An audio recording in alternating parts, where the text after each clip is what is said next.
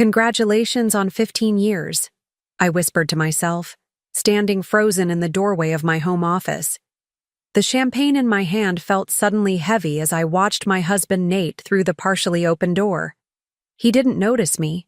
He was too absorbed showing his executive assistant Amber the divorce papers spread across my mahogany desk. Once the anniversary cruise ends tomorrow, you can tell her everything, Amber purred, running her manicured fingers along his shoulder.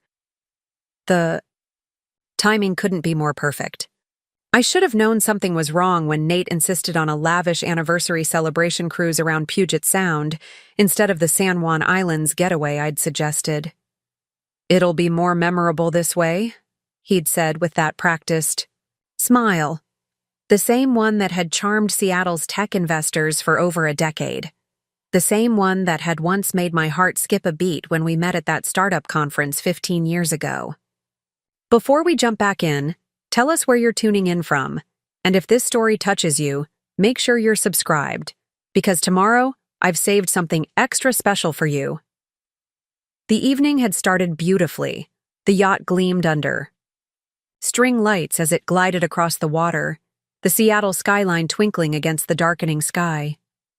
50 of our closest friends and colleagues mingled on the deck, champagne flowing freely as the spring air carried snippets of conversation and laughter.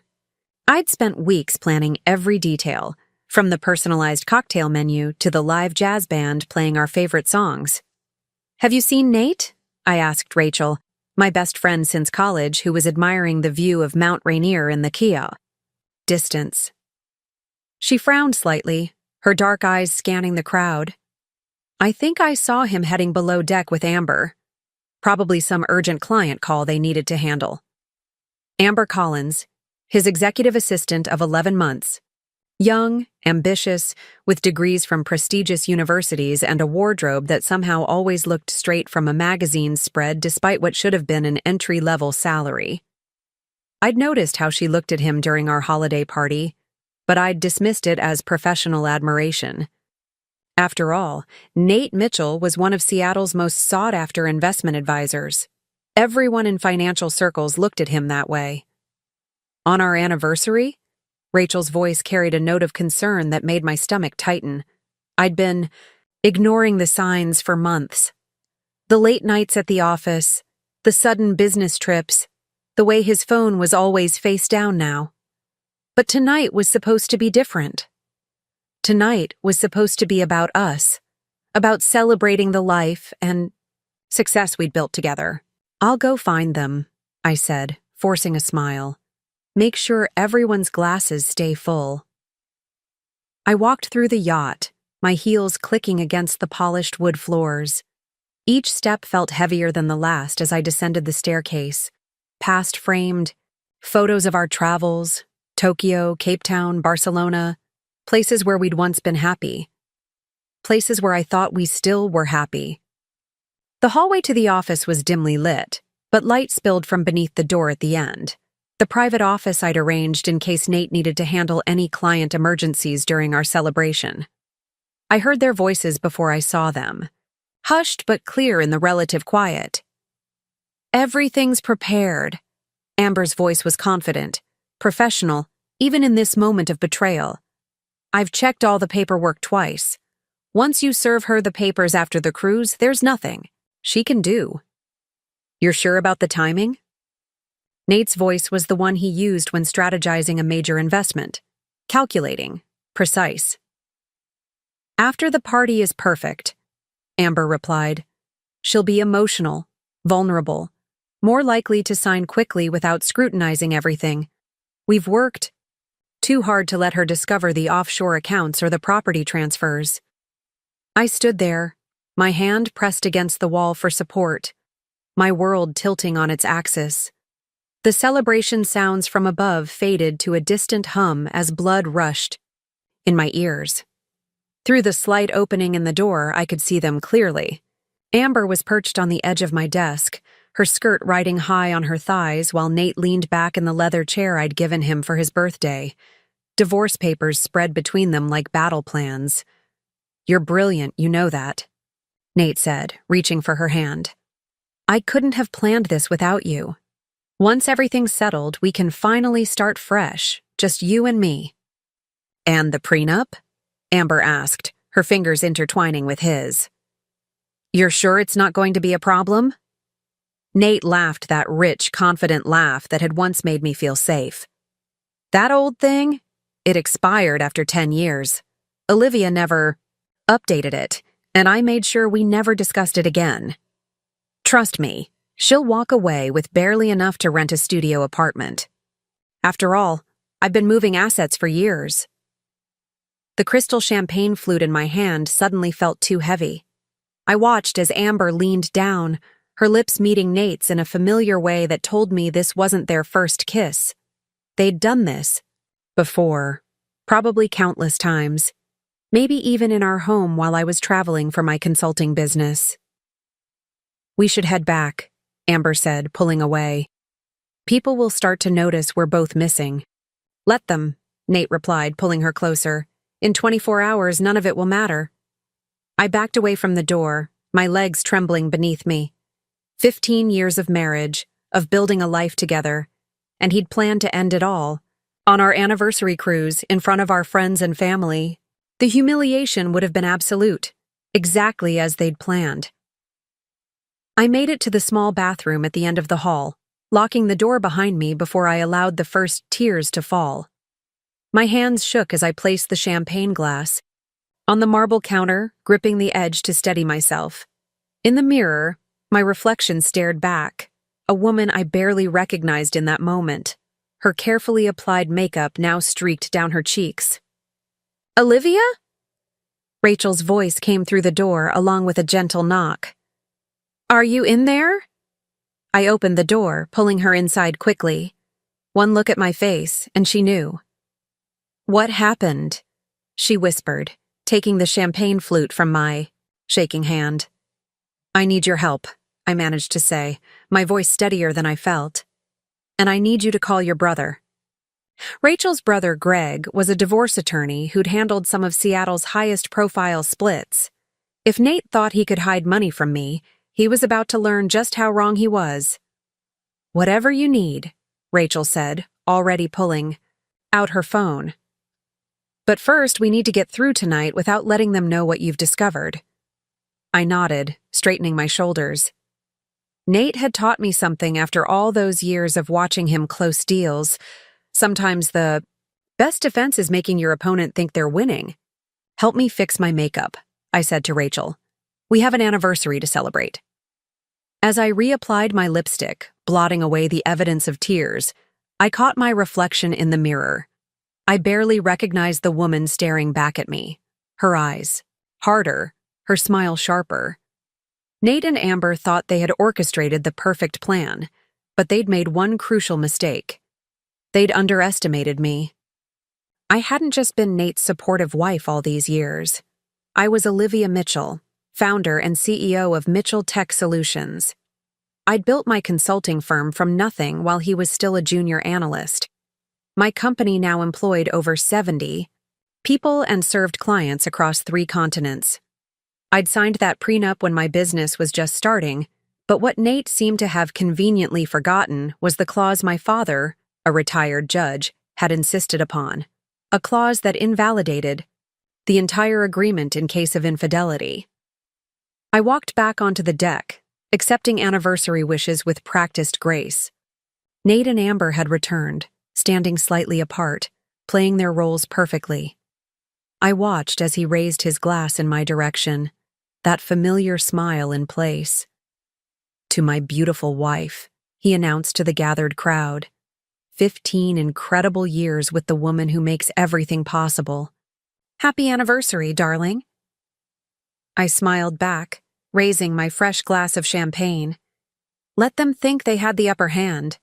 Let them believe their plan was flawless. Because while they were plotting my humiliation, they'd given me something invaluable: the element of surprise. The party continued around me, but everything had changed. Each congratulation felt hollow, each toast tainted.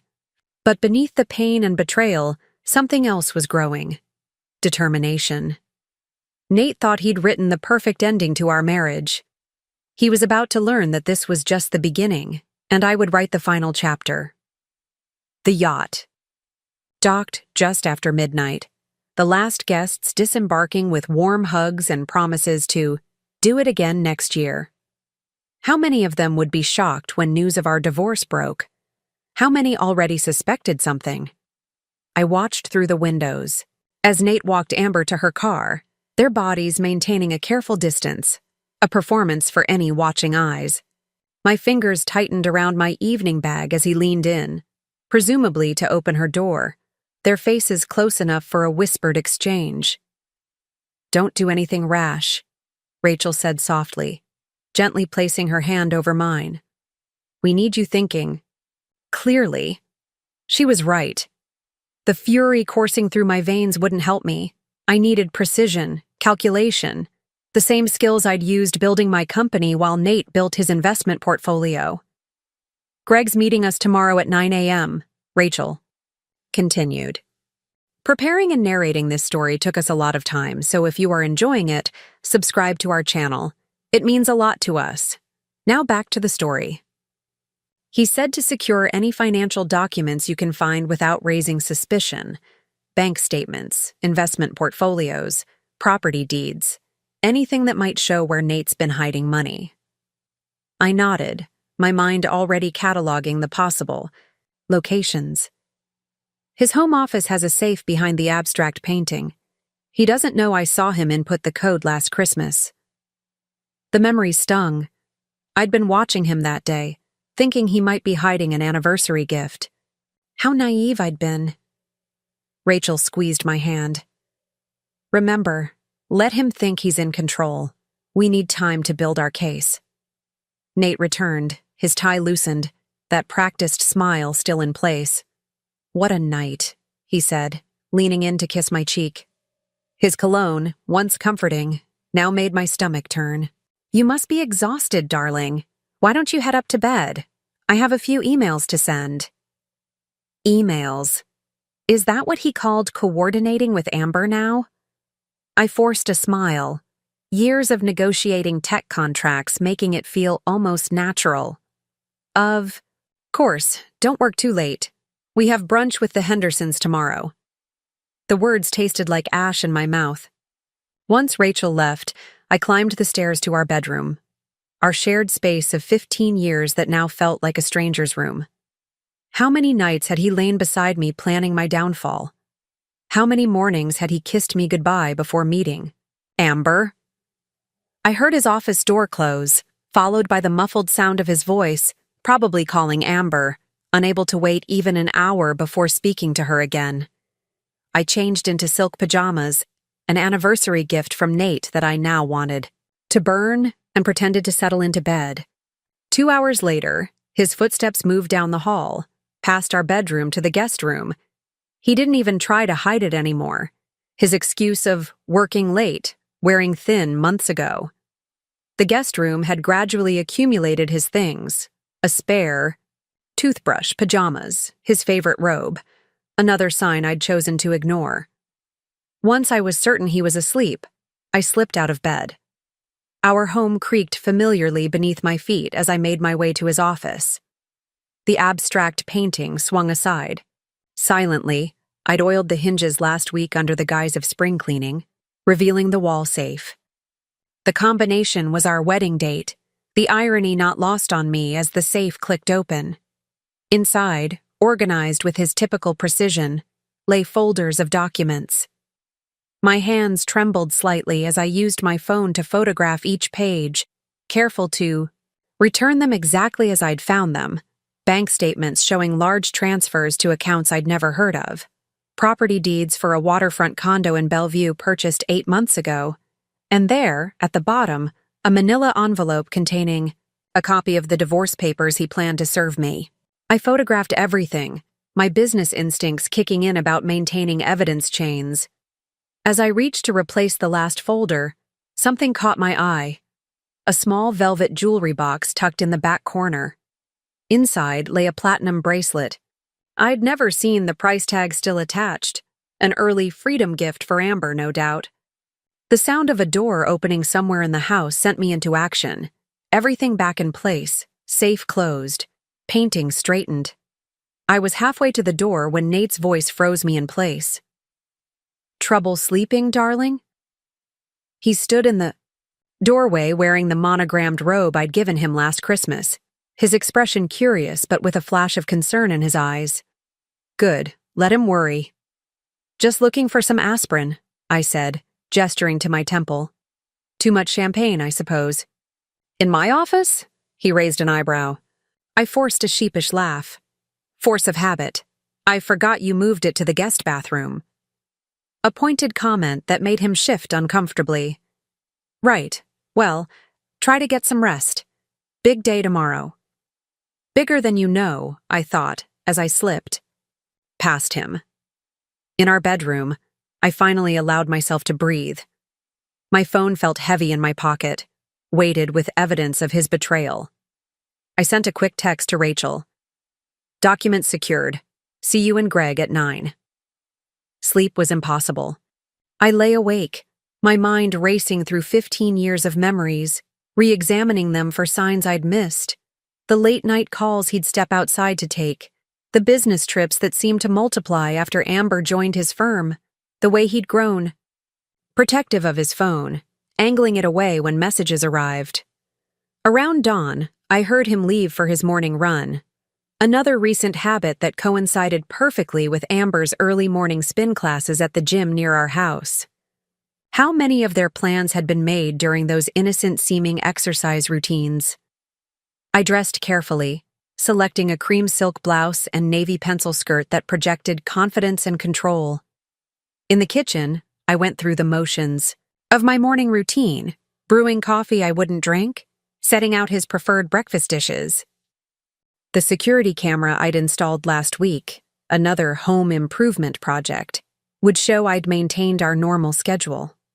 Greg and Rachel were already waiting when I arrived at his downtown office, early enough to avoid the risk of being seen by any of Nate's colleagues or friends. Greg Thompson looked exactly as I remembered from Rachel's wedding.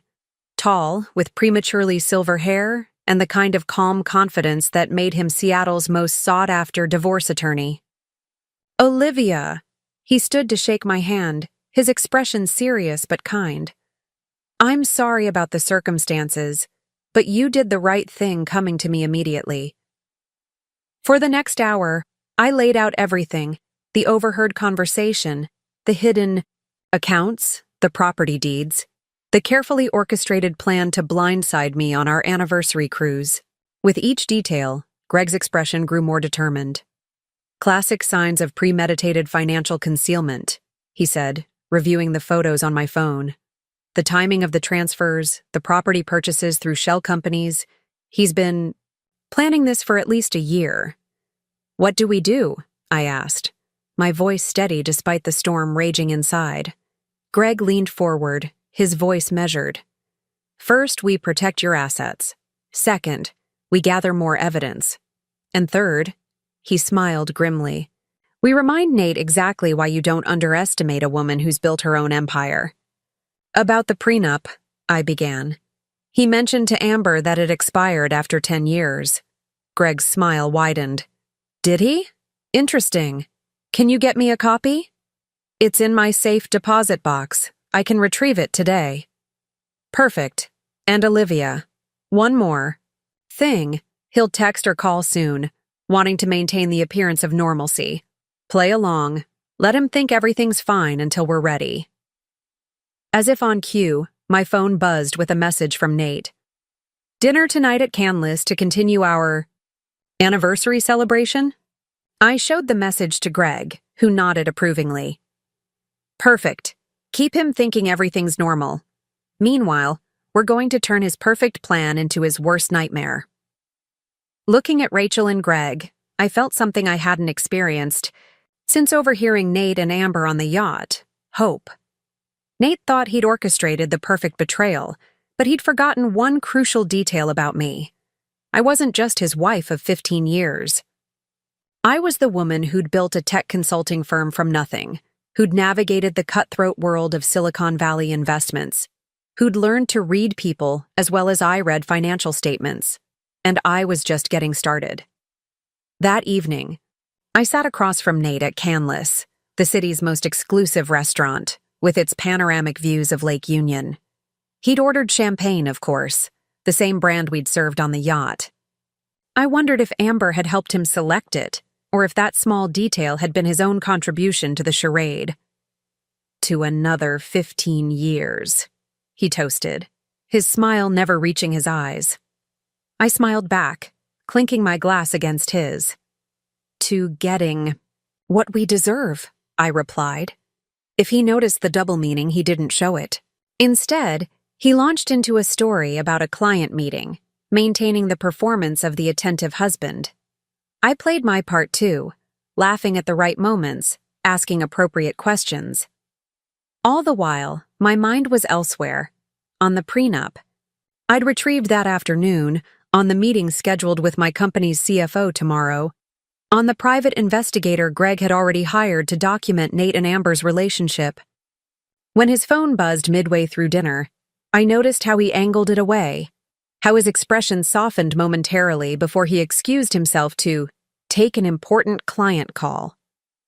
Through the restaurant's windows, I watched him on the terrace, his back to me, shoulders relaxed in a way they never were when he spoke with actual clients. "Problem at work?" I asked innocently when he returned.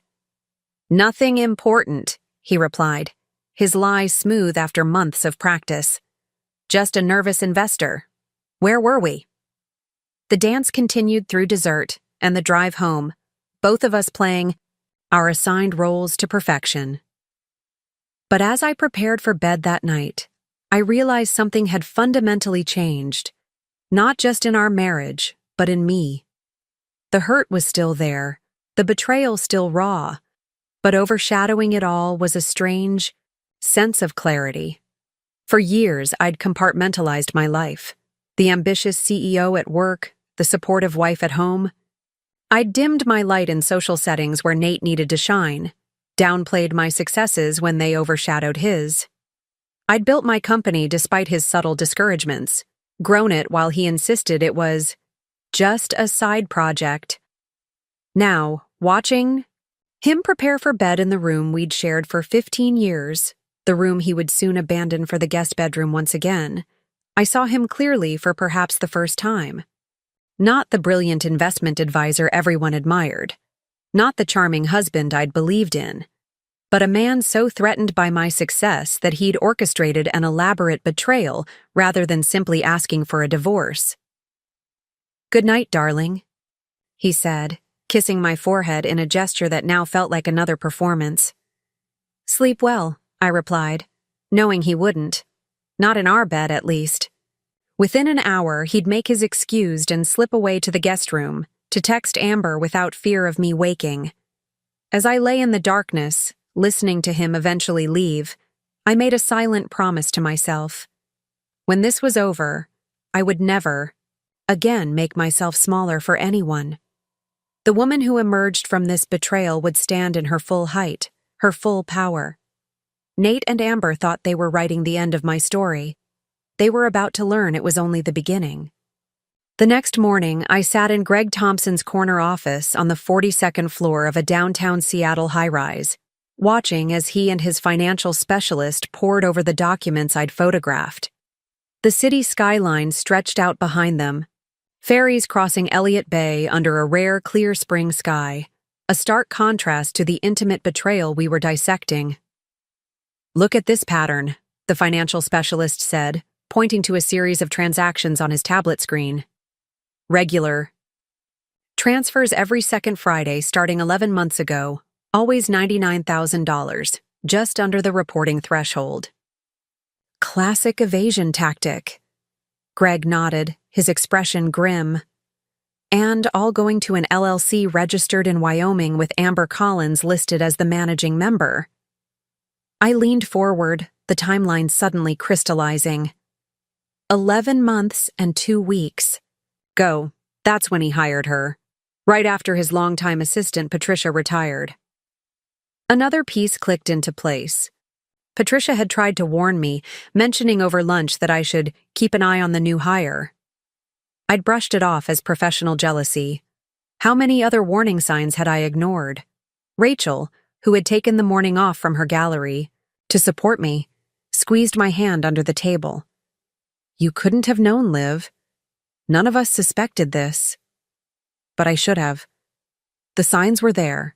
Patricia's warning, the sudden changes in Nate's behavior, the way Amber seemed to know details about our home she shouldn't have. Like how she'd mentioned our wine cellar organization during a dinner party, though she'd never been invited to our home. There's more, the financial specialist continued, pulling up another document. The Bellevue waterfront property was purchased through a different LLC, but the funding came from an account in the Cayman Islands. An account opened with money transferred from your joint brokerage account. The room seemed to waver slightly. How much? I managed to ask. $3.2 million, he said quietly. Almost exactly half of what was in the account. Greg made a note in his legal pad. He's being careful, taking only half. It suggests he's trying to stay within legal boundaries while hiding the transaction itself. Rachel's expression darkened. What about his firm? Could they be involved? I shook my head. Reed and Mitchell is too respected to risk their reputation. But a thought surfaced. There's a junior partner, Tyler Reed. He and Nate are close. I've seen them having lunch with Amber several times. Tyler Reed, Greg repeated, typing the name into his computer. Interesting. His specialty is offshore trust structures. We should look into connections between him and these LLCs. Why? Phone buzzed with a message from Nate. Working late tonight. Don't wait up. Of course he was. Amber had spin class on Wednesdays, which meant their standard evening rendezvous would follow. Good, Greg said, surprising me. That gives us time. Olivia, I need you to go back to your office and act completely normal. Meanwhile, we're going to request bank records and set up surveillance on both Nate and Amber. I know someone, the financial specialist added. Former FBI, now private investigator. She's discreet and very thorough. Rachel stood, straightening her blazer. I'll drive you to your office, Liv. We can't have your car parked here all day if we're maintaining appearances. As we rode, the elevator down, I caught my reflection in the mirrored walls. I looked composed, professional in my tailored suit, exactly as I needed to appear. But inside, questions tumbled endlessly. How long had this been planned? How deep did Nate's betrayal go? Who else knew? Stop, Rachel said gently, recognizing my expression. I know that look. You're spiraling into what-ifs. Stay focused on what we can prove, what we can act on. She was right. I took a deep breath, centering myself. I need to call Charlotte, I said, thinking of my sister. And I need to talk to Megan at the office. If Nate has been tampering with company finances, she might have noticed. Back at Mitchell Tech Solutions, I threw myself into work. We had 2 major contracts in development and a potential acquisition to evaluate. My team noticed nothing unusual as I reviewed project plans, met with clients, and handled vendor calls. Only Megan Patel, my CFO and friend of 8 years, sensed something was off. During a quiet moment between meetings, she closed my office door. Is everything okay? She asked directly. You seem different today. I considered her carefully. Megan wasn't just my CFO. She'd been with me since the early days, had helped build this company from a 3-person operation to the 70-employee firm it was now. More importantly, she handled all of our financial integrations with Nate's investment firm. Close. The blinds, I said, making a decision, and pull up all our transaction records with Reed and Mitchell for the past year. Megan's eyes widened slightly, but she complied without question. For the next hour, we combed through every transaction, every investment, every advisory fee. Everything looked normal until... Wait, Megan said, pointing to a series of entries. These advisory fees for the Turner acquisition? Something's not right. I leaned closer to her screen. We regularly paid Reed and Mitchell for financial advisory services on major acquisitions, but these amounts seemed inflated. "Pull up the original contract," I requested. Megan dug through our files, spreading papers across my desk. "Look at this," she said, pointing to the fee structure. "The actual contracted rate is 2%, but these payments are calculated at 3.5%. The difference was almost $600,000. My stomach churned. Nate had access to our payment systems as our financial advisor. He'd been skimming from my own company, probably counting on me trusting him too much to check the details. I photographed everything, sending the images to Greg. Within minutes, he replied, "This is exactly what we needed. Clear evidence of financial misconduct using your company's systems." Megan watched me, concern etched on her face. "What's going on, Olivia?" I met her eyes directly. "I need your absolute discretion on this. Nate has been—" I paused, the words still difficult to say aloud. "He's been using our company to hide money, and he's planning to file for divorce." To her credit, Megan's only reaction was a tightening of her jaw. "What do you need me to do?" "For now, nothing obvious, but flag any unusual transactions, especially anything involving Reed and Mitchell and Megan." I held her gaze. "This stays between us. Not even the leadership team can know yet." She nodded firmly. "Of course. You built this company from scratch, Olivia. I won't let anyone threaten that, not even your husband." By late afternoon, Rachel texted with an update. "PI has first results, sending photos now." The images showed Nate and Amber entering a high-end real estate office in Medina, not his typical territory. Greg's message followed. "The agent specializes in luxury lakefront properties. Same firm that handled the Bellevue condo. They were house hunting, planning their future while dismantling mine." The thought should have devastated me, but instead, it hardened my resolve. I worked late, knowing Nate wouldn't be home anyway. In the quiet of my office, surrounded by the certificates and awards that represented years of hard work, I began my own investigation. Every joint account, every shared investment, every property decision. I documented it all. Around 8, Charlotte arrived with dinner and news. My sister had always been my opposite. Where I was calculated and strategic, she was fiery and direct.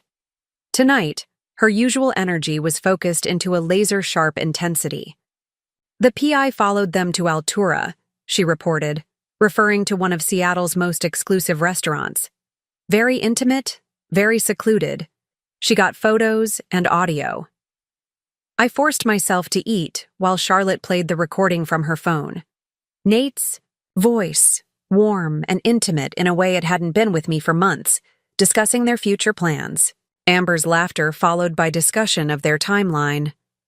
"After the Westridge merger closes," Nate was saying, his voice slightly muffled but unmistakable, "the publicity from that deal will overshadow any gossip about the divorce. Plus, the commission will help with the new place."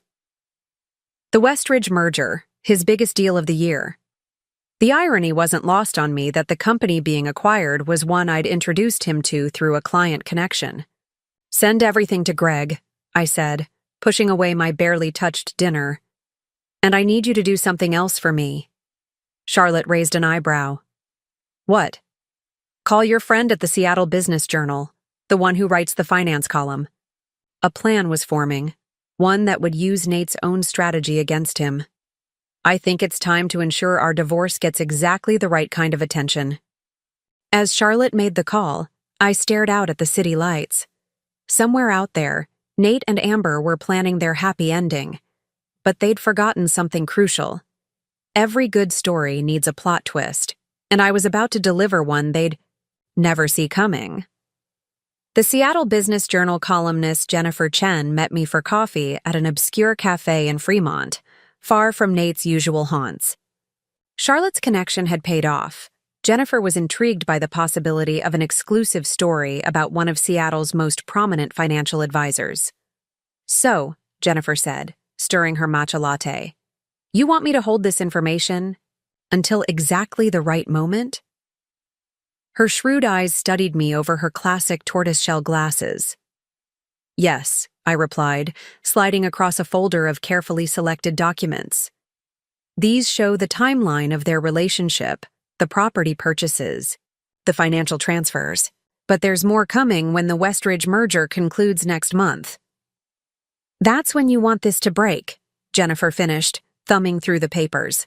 Right when he's expecting to bask in the publicity of closing his biggest deal ever. She smiled appreciatively. Strategically timed. But why tell me now? Because I need you to start laying the groundwork. Small mentions of Reed and Mitchell's successes, innocent coverage of their public appearances. Make them feel secure, watched, but safe. Jennifer's smile widened. Make them think they're controlling the narrative. Exactly. As if on cue, my phone buzzed with a message from Greg.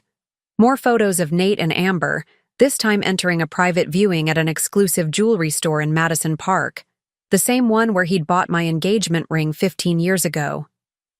Look, at this, I said, showing Jennifer the photos. They're not even trying to hide anymore. Men like Nate always get sloppy, Jennifer replied, her tone knowing. I've covered enough high-profile divorces to recognize the pattern. They think their power makes them invincible. After Jennifer left, I met with Greg, Rachel, and Charlotte at their temporary command center, a private office they'd set up in Rachel's gallery after hours. The walls were covered with timelines, financial charts, and surveillance photos. 2 weeks of investigation had revealed a betrayal far deeper than I'd initially imagined. The jewelry store visit confirms it, Charlotte said, pinning up the latest photos. He's liquidating assets through luxury purchases, harder to trace than direct transfers. Greg nodded, adding another note to his growing file. Classic strategy. The jewelry becomes gifts that can be sold later for cash. But he made a mistake. He held up a document. The store requires insurance registration for major purchases. We can subpoena those records. Rachel burst in from the back room, waving her tablet. You need to see this. Amber just updated her private Instagram account. The photo showed a delicate hand, Amber's, resting on a restaurant table, a distinctive diamond tennis bracelet glinting on her wrist. The caption was cryptic. New beginnings sparkle brightest. The location tag showed an upscale restaurant in Bellevue. They're getting sloppy, Greg observed, too confident. This helps us establish a pattern of ongoing relationship. There's more, Rachel continued, scrolling through her tablet. I had my gallery assistant do some digging. Amber is not just Nate's executive assistant. She used to work for Tyler Reed directly. The pieces clicked together. That's how they met, I said, standing to pace the small room. Tyler must have introduced them, knowing Nate was looking for a new assistant when Patricia retired. Charlotte was already typing on her laptop. Let me check something, she muttered, her fingers flying over the keyboard. Got it. Tyler's listed as a member on one of the LLCs that received money from Nate's hidden accounts. They're all in it together, I realized, the scope of the betrayal expanding. Tyler helped set up the offshore accounts, introduced Nate to Amber, probably helped plan the whole thing. Greg was making notes rapidly. This is good. The more people involved, the more likely someone will crack under pressure. We should... He was interrupted by my phone ringing. Nate's face appeared on the screen. I held up a hand for silence and answered, keeping my voice casual. Hi there. Olivia. Nate's voice was warm, practiced. I was thinking about our summer plans. What if we took that trip to France we've been talking about? Just the two of us, 3 weeks in wine country. My heart pounded. Our summer trip was scheduled for 6 weeks after the Westridge merger concluded, when he had been planning to serve the divorce papers. He wanted to take me away to do it privately, minimize the public scandal. That sounds wonderful, I replied, forcing enthusiasm into my voice. Should we stay at that same chateau in Bordeaux? Perfect. I'll have Amber start looking at flights and accommodations. Of course he would. I ended the call and turned to the others, my hands steady despite the anger coursing through me. He's planning to serve the papers during our trip. To France. Charlotte swore under her breath. Greg, however, looked thoughtful. This could work in our favor. If he's focusing on the France trip, he'll be distracted from what we're doing, which is exactly what we need. Which is what? Charlotte demanded. Greg smiled for the first time that day, a predatory expression that reminded me why he was Seattle's most feared divorce attorney. We're going to let him think everything's proceeding according to his plan. Meanwhile, we're filing our own divorce petition, complete with evidence of financial fraud, breach of fiduciary duty, and corporate malfeasance. When? I asked. The day before the Westridge merger closes, when he's most visible, most vulnerable, and most distracted. The plan was elegant in its simplicity. While Nate was focused on closing his biggest deal and planning our trip to France, we would be building an irrefutable case against him. The prenuptial agreement, which he believed had expired after 10 years, contained a crucial clause. In case of infidelity, all protected assets would remain with the wronged party, and the infidelity clause had no expiration date. My father, always cautious, had insisted on that particular wording. Just in case, he'd said at the time. People change over decades. How right he had been. For the next 2 weeks, I played the role of unsuspecting wife perfectly. I attended business functions on Nate's arm, hosted a dinner party for his clients, even helped Amber plan a company event, all while our team gathered evidence, documented the affair, and prepared the legal filings. The private investigator had compiled extensive documentation of Nate and Amber's relationship, hotel receipts, restaurant bills, photographs of them entering and leaving the Bellevue condo. Megan had uncovered more financial irregularities, including several instances where Nate had directed Mitchell Tech Solutions to make investments that directly benefited companies linked to his hidden accounts. The most damning evidence came from an unexpected source. Patricia, Nate's former assistant, contacted me after seeing one of Jennifer's carefully placed articles in the Business Journal, a piece about power couples in Seattle's financial world, with a photo of Nate and me at a charity gala, and a small mention of his dedicated new executive assistant, who had streamlined operations. Patricia invited me to lunch at a small cafe in Ballard, far from anyone who might recognize us. She arrived carrying a leather portfolio, her expression determined. "I've been watching the Business Journal," she said without preamble. "Reading." Between the lines, "It's time you knew why I really left Reed and Mitchell." For the next hour, Patricia revealed a pattern of behavior that made my blood run cold. Nate and Tyler had been planning this for years. Amber wasn't just a random hire. She'd been carefully selected and groomed for her role. They started positioning her 3 years ago, Patricia explained. Tyler would bring her to firm events, introduce her around. I noticed how she always managed to be wherever Nate was. "Did you confront them?" I asked. Patricia's laugh was bitter. "I tried. That's when the mistakes started happening. Appointments mysteriously canceled, documents misplaced. Then Tyler made it clear. Take early retirement with a generous package or face accusations of incompetence at my age. They forced you out, I realized, to make way for Amber and to protect their scheme." Patricia nodded. "I have copies of everything I managed to document before I left. Dates, transactions, meetings. I've been waiting for the right moment to come forward." As Patricia detailed everything she'd witnessed, I remembered all the times she'd tried to warn me in her subtle way. The concerned looks, the careful comments about keeping my own financial records separate, her insistence that I maintain independent accounts for my business.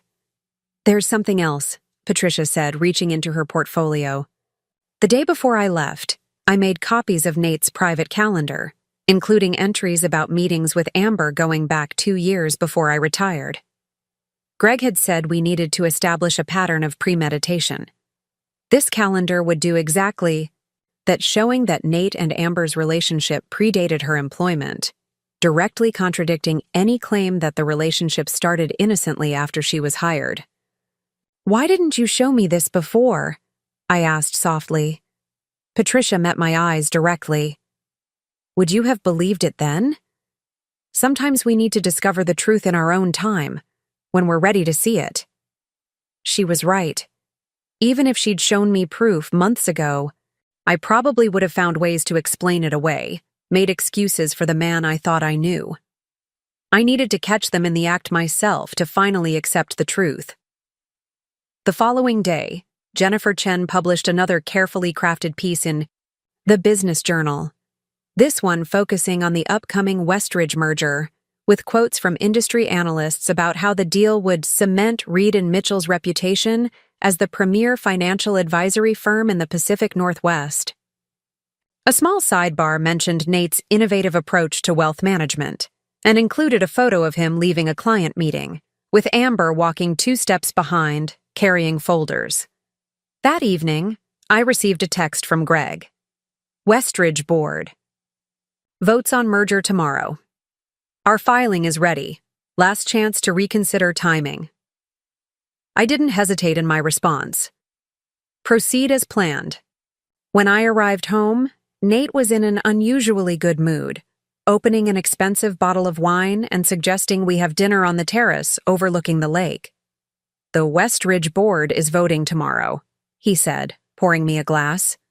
"By this time, next week, the merger will be complete." "That's wonderful," I replied, clinking my glass against his. "You've worked so hard on this. We should celebrate properly. Maybe a weekend in Vancouver before our France trip? Just the 2 of us?" The way he emphasized "just the 2 of us" made my skin crawl, knowing he'd probably already planned a parallel weekend with Amber. "That sounds perfect," I said, sipping my wine and thinking of the divorce petition that would be filed at 9 a.m. the next morning, precisely when the Westridge board meeting was scheduled to begin. Later, as Nate pretended to work in his office before inevitably sneaking off to the guest room, I stood on our bedroom balcony looking out over Lake Washington. The lights of the east side shimmered on the water's surface, beautiful and deceptive, much like the life I'd thought we built together. Tomorrow, everything would change. The carefully constructed facade would crumble, and Nate would finally understand what he'd overlooked all these years. I wasn't just his wife, decorative and supportive. I wasn't just a successful entrepreneur he could use and discard. I was a woman who had built something from nothing, who had navigated the male-dominated tech world by being smarter, working harder, and seeing 3 steps ahead. And I was about to show him exactly what that meant. Morning light filtered through the bedroom windows as I prepared for the day that would change everything. I selected my outfit carefully, a deep navy power suit that I'd worn to close my company's largest acquisition, pearl earrings that had been my grandmother's, and the watch Nate had given me for our 10th anniversary. A small, symbolic touch that wouldn't be lost on him when he realized what was happening. Nate had left early for the Westridge board meeting, kissing my cheek distractedly before rushing out. "Today's the day," he'd said with that confident smile. "Should be wrapped up by noon." He had no idea how right he was, just not in the way he imagined. Greg had called at 6, confirming everything was in place. "Filing happens at 9 a.m. sharp. Jennifer has agreed to hold the story until 11:30. Right when the Westridge vote should be concluding. Are you ready?" Was I ready to end 15 years of marriage? To publicly expose the man I had once loved as a fraud and a cheat? To walk away from the life we'd built, knowing it had been undermined by betrayal for years? "Absolutely," I had replied, my voice steady. 3 years ago, even 1 year ago, this moment might have destroyed me. But now, I felt oddly calm, like a CEO preparing to execute a difficult but necessary business strategy. At 8:45, I arrived at Mitchell Tech Solutions. My leadership team was gathered for what they believed was a routine strategy session. Only Megan knew the truth. The quarterly projections look strong, my CTO was saying as I glanced discreetly at my watch. 8:58. Before we continue, I interrupted gently, there's something I need to share with all of you. In about 2 minutes, a legal filing will become public record that may affect our company temporarily. Confused glances circulated around the conference table.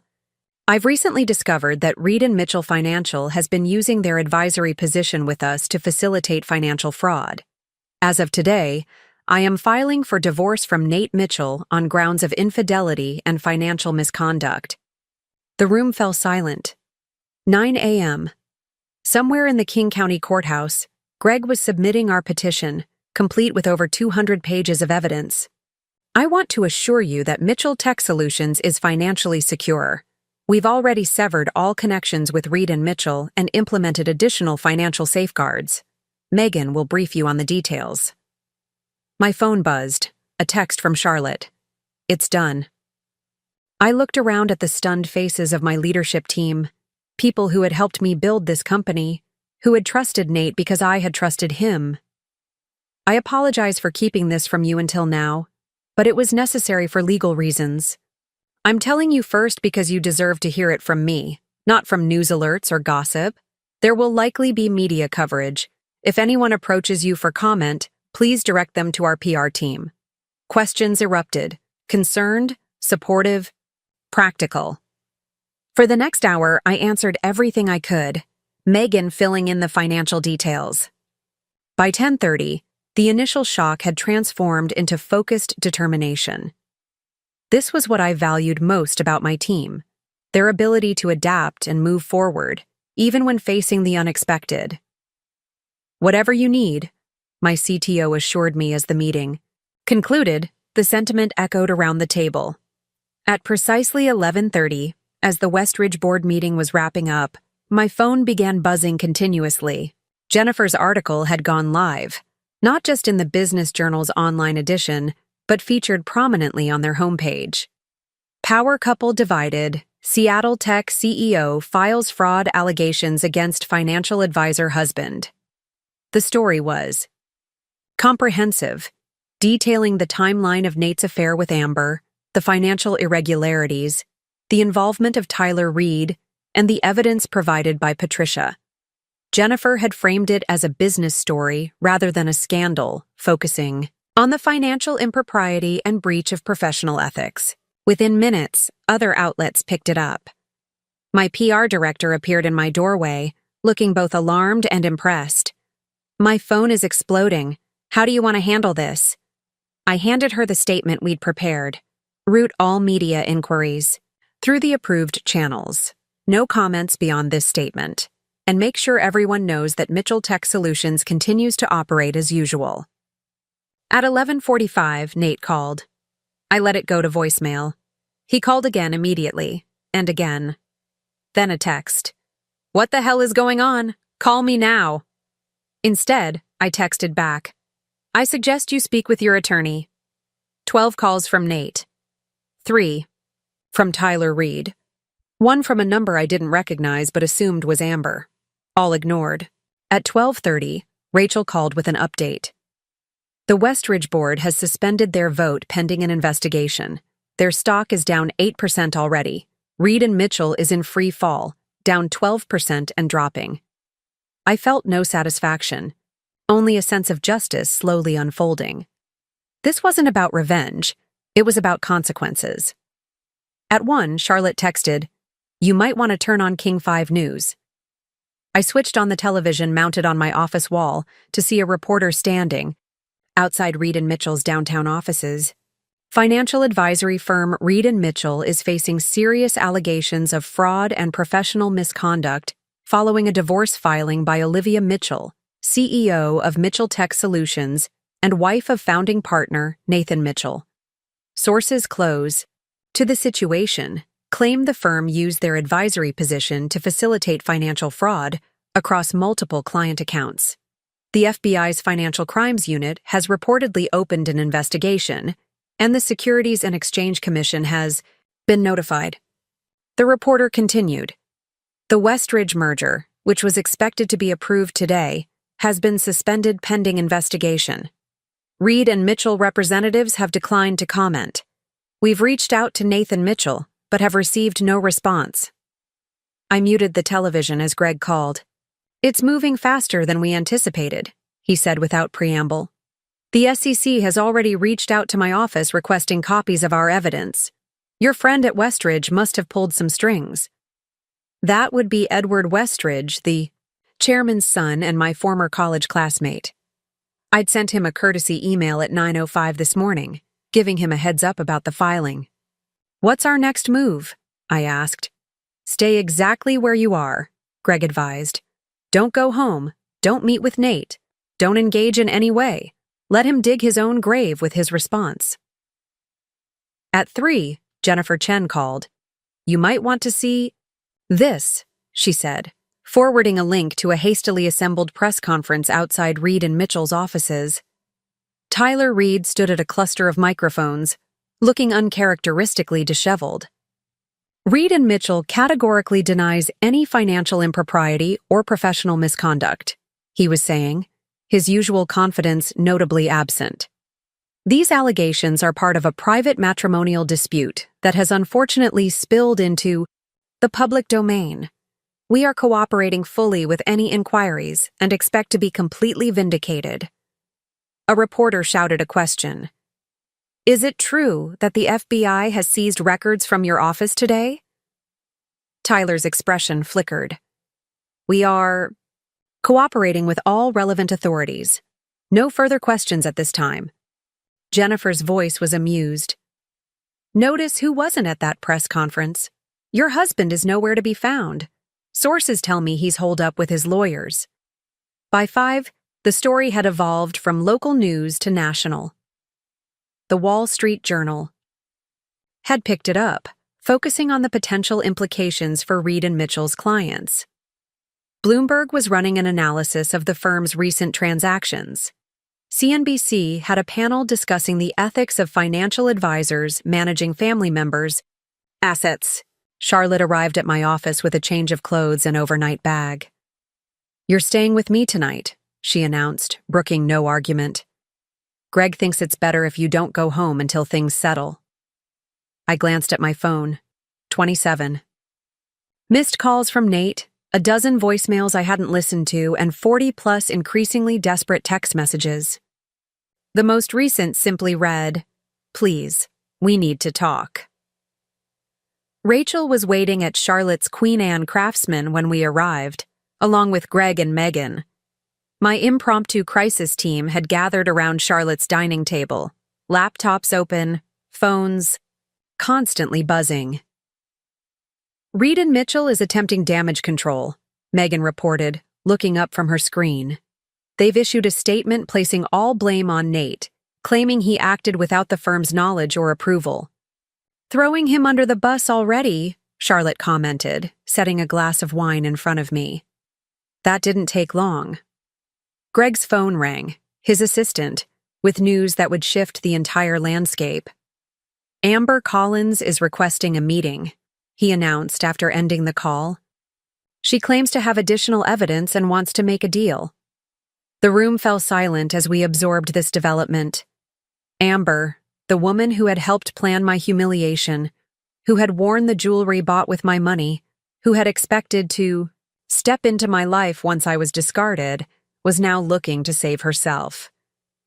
What kind of deal? I asked finally. Immunity from civil liability primarily, Greg replied. She claims she can provide documentation showing that this scheme goes far beyond what we've uncovered, that it involves multiple clients, not just you and your company. I considered this carefully. My goal had never been personal destruction, only justice and protection of what I'd built. Set up the meeting, I decided. Let's hear what she has to say. The next morning, Amber Collins sat across from us in Greg's conference room, all her usual poise evaporated. Without her designer clothes and perfect makeup, she looked younger, almost vulnerable. Though I reminded myself that appearances had deceived me before. "Before we begin," Greg said formally, "I want to be clear that nothing said in this room constitutes an agreement until documents are signed.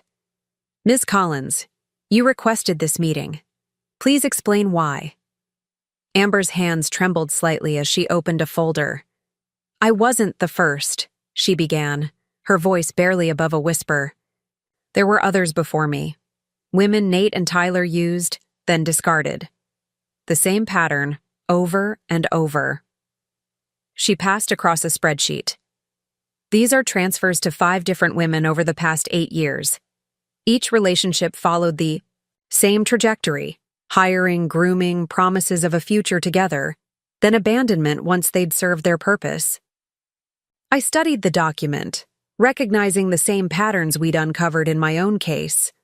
Regular transfers just under reporting thresholds, property purchases through shell companies, jewelry and luxury goods used to hide assets. "Why are you showing us this now?" I asked, meeting her eyes directly for the first time. "Because I finally realized I'm just another name on this list," she replied, surprising me with what seemed like genuine emotion. 2 days ago, I found correspondence between Nate and Tyler discussing my replacement, someone younger, with better connections to a specific client they're targeting. She pushed another document across the table. This is their playbook. They documented everything: how to identify vulnerable women, how to manipulate them, how to use them to access client funds, and how to discard them when they're no longer useful. I felt physically ill reading the clinical, calculated approach described in what appeared to be Tyler's meticulous notes. This wasn't just about my marriage. It was about a systematic pattern of predatory behavior that had affected numerous women and potentially defrauded dozens of clients. "I can provide account numbers, transaction records, everything," Amber continued. "In exchange, I want immunity from civil liability and your agreement not to block any cooperation agreement I might reach with prosecutors." Greg and I exchanged glances. The information she offered would strengthen our case exponentially, but more importantly, it would help protect other potential victims. "There's one more thing," Amber said, pulling out her phone and placing it on the table. "You should hear this." She played a recording of Nate and Tyler, dated just 2 days after our anniversary cruise. "Once the Westridge deal closes, we liquidate everything and move it offshore," Nate was saying. "Olivia will be in France when the papers are served. By the time she gets back, there won't be anything left for her to claim." "What about the business?" Tyler asked. "We've been siphoning funds for years," Nate replied with a chilling laugh. "She trusts me completely. With the finances, she'll be lucky if the company survives the quarter once we're done." The recording continued, detailing plans that would have destroyed not just me, but the 70 employees who depended on Mitchell Tech Solutions for their livelihoods. When it ended, the room remained silent for several moments. "Why did you record this?"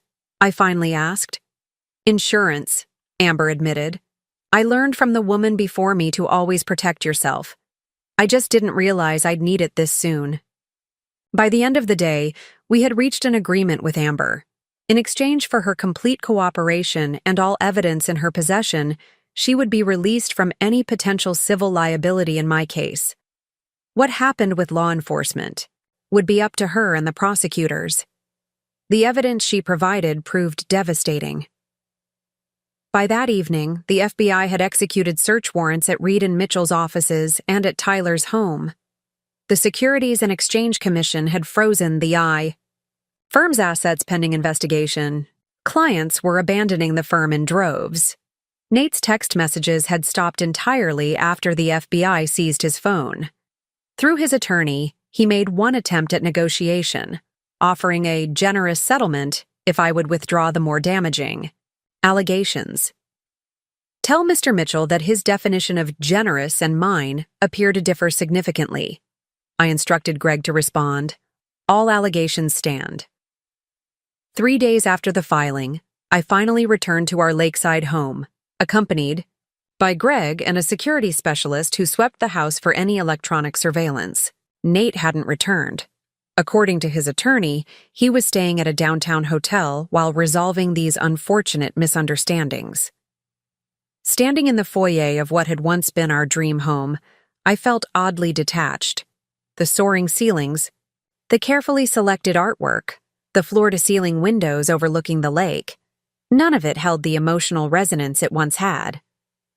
These were just things, beautiful but meaningless without trust and integrity to animate them. In Nate's office, the abstract painting still concealed the wall safe. The security specialist opened it easily. Nate hadn't bothered to change the high combination. Inside, we found additional documentation that confirmed Amber's testimony and more, including a handwritten ledger of client funds that had been diverted to personal use. "This is enough to put him away for a decade," Greg observed, photographing each page. I nodded, feeling no satisfaction, only a profound sadness for the man Nate had become, or perhaps had always been, beneath the charming exterior I'd fallen in love with. "What happens now?" I asked as we secured the evidence for the FBI. "Now we wait," Greg replied. "The criminal investigation takes precedence. Our divorce proceeding will advance in parallel, but with this evidence and the prenuptial agreement's infidelity clause, there's little to dispute." 7 days after the filing, Nate was arrested on charges of wire fraud, money laundering, and securities fraud. Tyler Reed was arrested the same day. The photographs of them being led into the federal courthouse in handcuffs appeared on every news outlet in Seattle. I declined all interview requests, issuing only a brief statement through my PR team. "This is a difficult and private matter. My focus remains on my employees and the continued success of Mitchell Tech Solutions." In the weeks that followed, the full extent of Nate and Tyler's scheme unfolded through court filings and SEC reports. They had defrauded clients of more than $30 million over 8 years. 5 former employees came forward with similar stories to Amber's, each one manipulated and discarded according to the same calculated pattern. Patricia, whose evidence had been crucial to the case, stopped by my office one afternoon. "I wanted to thank you," she said, settling into a chair across from my desk. "I tried for years to find someone who would listen, who would look past Nate's charm to see what was really happening." "I should be thanking you," I replied. "Without your documentation, we might never have uncovered the full scope of what they were doing." She smiled sadly. "You know, the worst part wasn't the manipulation or even losing my job. It was doubting myself, wondering if I was just being paranoid or jealous or past my prime. Nate was very good at making women question their own perceptions. I understood perfectly. How many times had I dismissed my own concerns, attributed my unease to imagination or insecurity? How many red flags had I rationalized away because they contradicted the narrative I wanted to believe? "What will you do now?" Patricia asked, as she prepared to leave. It was a question I'd been asking myself repeatedly. The divorce would be finalized soon, with the prenuptial agreement's infidelity clause ensuring I retained everything that was rightfully mine. Mitchell Tech Solutions was thriving despite the temporary disruption, our client base actually expanding as former Reed and Mitchell clients sought more ethical advisors. "I'm considering starting a foundation," I said, the idea crystallizing, as I spoke it aloud. "Something to help women recognize and escape financial abuse and manipulation." Patricia nodded approvingly. "Count me in as your first volunteer." 3 months after my world had imploded on that anniversary cruise, I stood in the lobby of Mitchell Tech Solutions, watching as workers installed a new sign, the company's name simplified to Mitchell Technologies. My choice, my name, my legacy, separate from the man who had tried to destroy it. My phone buzzed with a message from Greg. Judge signed off on final decree this morning. Prenup enforced 100%. It's official. 15 years of marriage ended with the stroke of a pen. I felt no elation, no despair, only a quiet certainty that this outcome, while painful, was necessary and just. That evening, I met Rachel, Charlotte, Megan, and Patricia for dinner at a small restaurant overlooking Elliott Bay. We had become something of a sisterhood through this ordeal, each bringing different strengths to help navigate the storm. "A toast," Charlotte declared, raising her glass. "To new beginnings." "To justice," added Rachel. "To financial independence," Megan chimed in with a smile. "To trusting our instincts," Patricia contributed. I raised my own glass, considering what mattered most to me now, after everything. "To resilience," I said finally, "and to writing our own stories." 6 months later, I stood at a podium in the Washington State Convention Center, looking out at a sea of attentive faces. Women of all ages gathered for the inaugural conference of the Mitchell Foundation for Financial Empowerment. "Financial manipulation doesn't always look like someone stealing your wallet," I began. "Sometimes it wears a designer suit. Sometimes it has credentials framed on a wall. Sometimes it sleeps beside you for 15 years. The audience was silent, many nodding in recognition. "I'm not here to tell you my story of betrayal," I continued. "I'm here to tell you what comes after, how we rebuild, how we protect ourselves and each other, how we ensure that those who abuse trust and power face consequences."